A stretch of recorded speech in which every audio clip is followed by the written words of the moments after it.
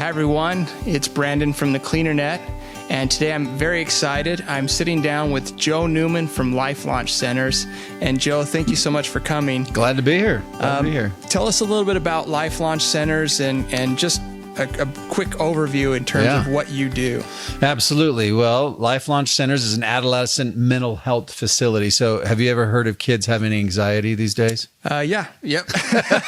That's what we deal with. That's what we work with. So yeah, it's a major issue today.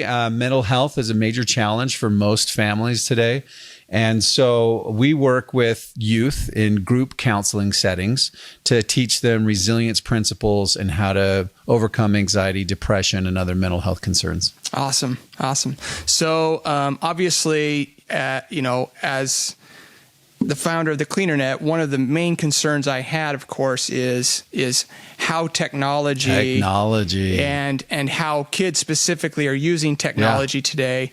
I know that there's just a lot of challenges there, and I know just from my limited understanding that technology is pretty prevalent, and it's probably one of the primary reasons why some of these things are happening. Major contributor, as well as, it has to do with our culture today and a lot of the, just philosophies that parents raise kids with. They kind of all add to this real mix of mental health crisis. It's interesting. Would you there's say a lot that of things we can do. There's a lot of things we can do. Would you say that we are kind of in a crisis? Absolutely.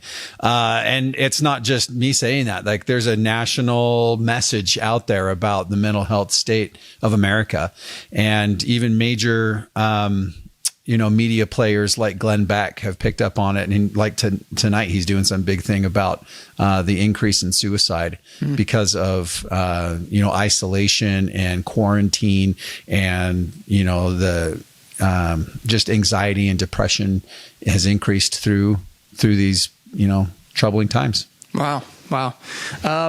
As a parent, which I am and you are, what would you say is probably the primary pitfall that parents are contributing to what's going on? Like, is there with kind technology? Is there a kind of one thing or a couple of things that you can pinpoint and say, if parents just would do this, I'd have less of these problems that we're seeing at home.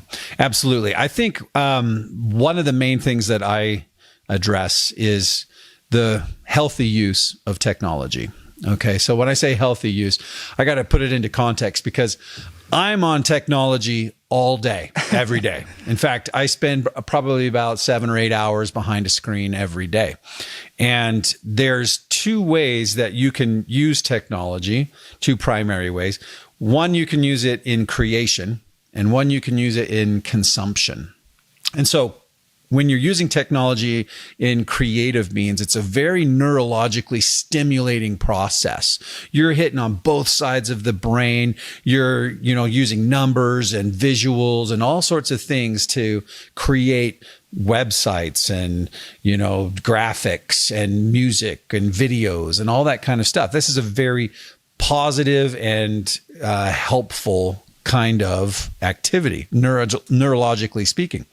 Consumption, on the other hand, is a very mind-numbing kind of activity where what you're consuming, whether it's videos or photos or music or, social media or whatever, your brain goes into this really recessed, easy, relaxed state that doesn't require a lot of effort. And because that's the case, your overall ability to respond to difficult situations is being trained by your digital interactions. So the more that we consume